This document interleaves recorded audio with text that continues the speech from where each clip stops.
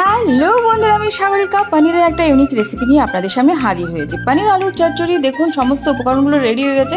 ঘরোয়া উপায়, সহজ সরল রান্না। গ্যাসের চুলায় কড়াই বসিয়ে দিয়েছি, তাতে পরিমাণ মতন সরষের তেল দিয়েছি। তেলটা গরম হয়ে গেছে, কেটে রাখা পনিরগুলো দিয়ে দিয়েছি। আলতো হাতে নেড়ে চেড়ে সামান্য পরিমাণে একটু হলুদ, একটু লবণ দিয়ে ভেজে নিতে হবে। জাস্ট এইভাবে ওই পনির ভাজা তেলের মধ্যে আবার একটু তেল দিয়ে দিয়েছি ফোড়নটা, গোটা জিরে, কালো জিরে এবং শুকনো লঙ্কা। পেঁয়াজ কুচিটা অ্যাড করে দিয়ে লাল লাল করে ভেজে এবার টমেটো কুচিটাও দিয়ে দিয়েছি। স্বাদ অনুসারে লবণ দিয়ে দিয়েছি।